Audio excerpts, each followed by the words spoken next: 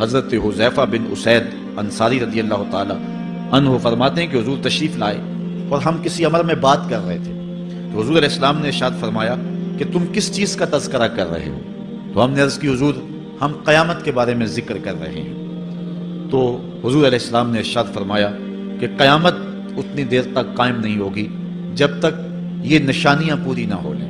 ان میں سے ایک حضور نے دھوئیں کا ذکر فرمایا، دوسرا دجال کا تذکرہ کیا، تیسرا دابت الارض یعنی یاجوج اور ماجوج کا تذکرہ کیا کہ وہ نکلیں گے، اس طرح سورج کا مغرب سے نکلنا اس کا ذکر کیا، حضرت عیسیٰ علیہ السلام کے نزول کا ذکر کیا۔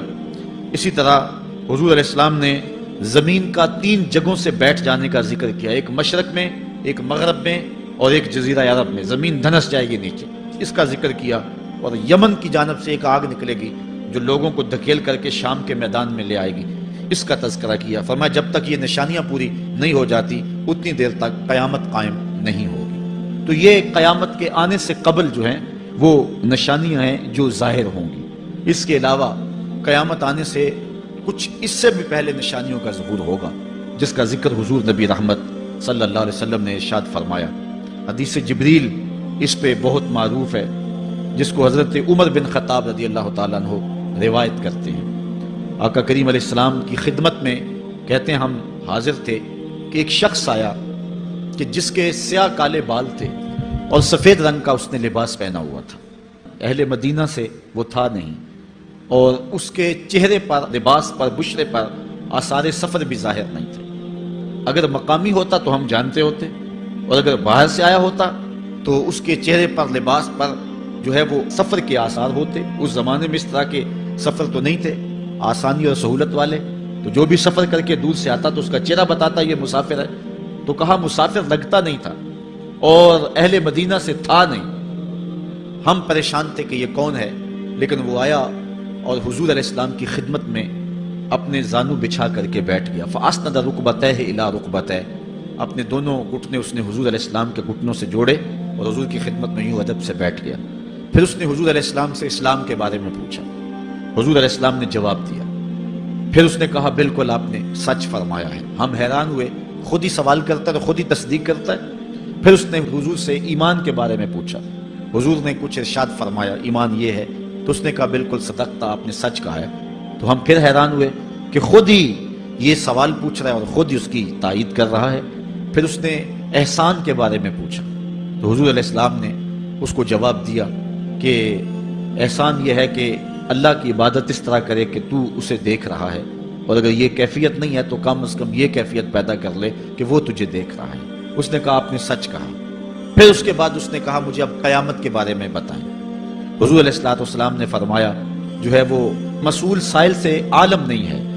تو اس نے کہا اچھا پھر مجھے قیامت کے کچھ نشانیاں بیان فرما دیں۔ تو حضور علیہ السلام نے اس شخص کو جو نشانیاں بیان فرمائیں وہ یہ تھی کہ لونڈی اپنی مالکہ کو جنم دے گی، بکریاں چرانے والے، اونٹ چرانے والے، ننگے پاؤں والے اور ننگے بدن والے تم دیکھو گے کہ عمارتیں بنانے میں ایک دوسرے سے آگے بڑھنے کی کوشش کریں گے۔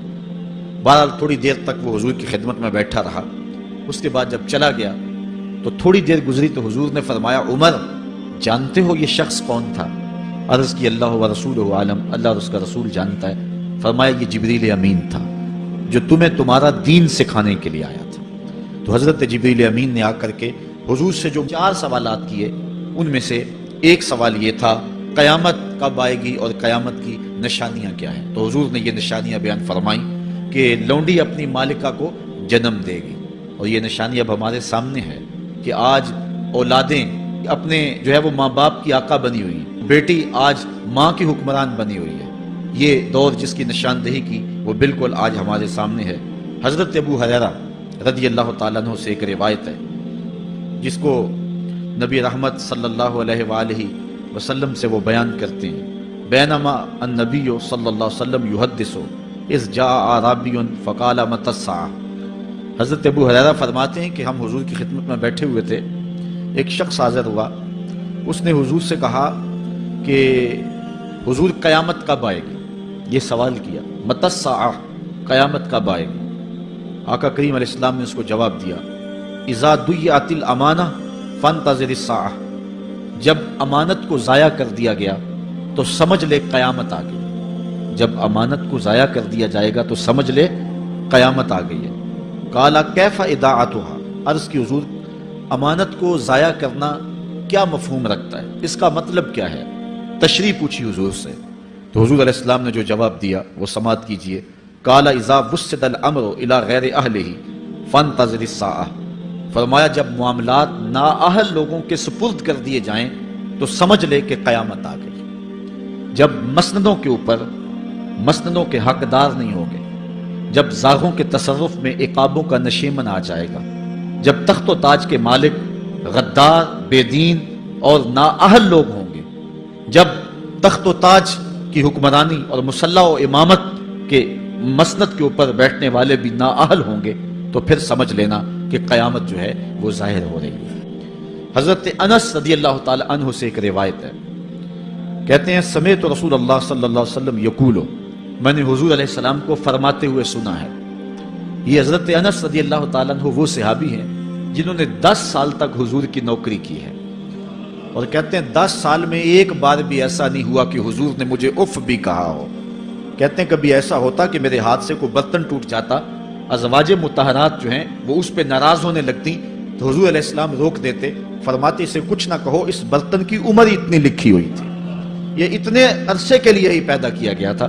تو آقا کریم علیہ السلام نے جو ہے وہ ازواج مطہرات کو بھی روکا کہ وہ مجھے جھڑکے نہ۔ خدمت رسول اللہ صلی اللہ علیہ وآلہ وسلم 10 سنین، میں نے پورے 10 سال حضور کی نوکری کی ہے۔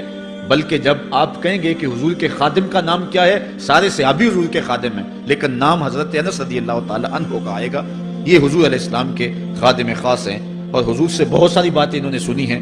ان باتوں میں سے ایک بات کہتے ہیں سمیت رسول اللہ صلی اللہ علیہ وسلم یقولو، میں نے رسول کریم صلی اللہ علیہ وسلم کو کہتے ہوئے سنا، ان من اشراط الساعۃ ان یرفع العلم، قیامت کی نشانیوں میں سے ایک نشانی یہ ہے کہ علم اٹھا لیا جائے گا، جہالت پھیل جائے گی، علم اٹھا لیا جائے گا۔ آج لفظ زیادہ ہو گئے، انفارمیشن زیادہ ہو گئی، لیکن جس کو علم کہا جاتا ہے، جو مومن کے سینے کا جمال اور نور ہے، آج وہ اٹھا لیا گیا ہے۔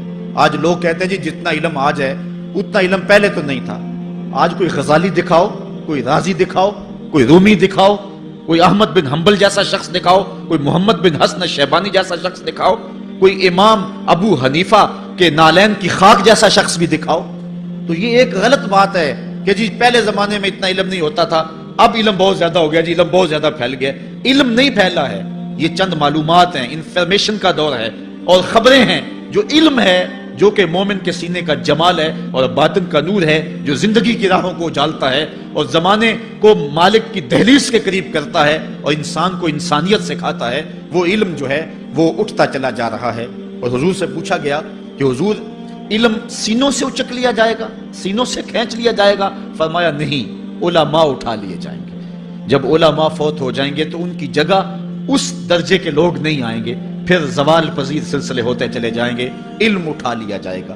جب سینے علم سے خالی ہو جائیں گے تو پھر قیامت آ جائے گی۔ اس لیے حضور علیہ السلام کا فرمان ہے، کائنات کی ہر شے علماء کی زندگی کی دعائیں مانگتی ہے، حتی الحیتان فی البحر، یہاں تک کہ سمندروں اور دریاؤں کے اندر مچھلیاں بھی علماء کی زندگی کی دعائیں مانگتی ہیں۔ انہیں پتا ہے علماء ہیں تو کائنات مارز وجود میں آئی تو موجود رہے گی، اگر علماء نہیں ہوں گے تو کائنات جو ہے وہ بالکل قیامت کا شکار ہو جائے گی۔ تو پہلی چیز حضور نے ارشاد فرمایا ان یرفع العلم، علم اٹھا لیا جائے گا، ویکثر الجہل، اور جہالت عام ہو جائے گی۔ علم کی جگہ جو ہے وہ جہالت عام ہو جائے گی۔ آج علماء نہیں رہے ہیں، آج ہم جو ہے وہ انحصار کرنے لگے ہیں چند ٹیلی ویژن چینلوں پہ، اور اس کا نتیجہ کیا ہے کہ مختلف چینلز کے اوپر بیٹھے بہت سارے لوگ گمراہی پھیلا رہے ہیں۔ یہ ایک الگ داستان ہے، ایک الگ کہانی ہے کہ کس طرح سے علم کا گلا گھونٹا جا رہا ہے اور کس طرح جو ہے وہ لوگوں کو گمراہ کیا جا رہا ہے۔ یہ جہالت کی کثرت ہے۔ اور تیسری بات جو حضور نے ارشاد فرمائی، وَيَكْثُرَ الزِّنَا، زنا عام ہو جائے گا۔ نظر کا زنا یہ تو اس زمانے کے اندر برا رہا ہی نہیں ہے، لوگ اس میں کوئی آر ہی نہیں سمجھتے۔ کسی کی بہن اور بیٹی کو دیکھنا اور اپنی آنکھوں کو شہوات سے بھرنا، یہ بندہ محسوس ہی نہیں کرتا ہے۔ حضور علیہ السلام نے ارشاد فرمایا، من زنا زنیا بہی ولو بہی تان دارہی، جس نے زنا کیا یہ عمل اس کے گھر بھی لوٹے گا، اگرچہ وہ اپنی دیواریں اونچی اونچی کیوں نہیں کر لیتا۔ اگر آج کوئی کسی کی بہن بیٹی پر اپنی نظروں کو غلیظ کرتا ہے تو وہ یہ کیسے کہہ سکتا ہے کہ میری بہن اور میری بیٹی کسی کی گندی نظروں کا شکار نہیں ہوگی؟ یہ مقافات عمل ہے. گندم از گندم بروید جو سے جو از مقافات عمل غافل مشو. اس لیے بدکاری پھیل جائے گی، نظر کی بدکاری اور ہر طرح کی بدکاری، اور یہ اتنا برا اور کبھی کام ہے کہ اللہ تعالیٰ جل شانہ نے قرآن مجید میں اسے کھلی بے حیائی قرار دیا ہے.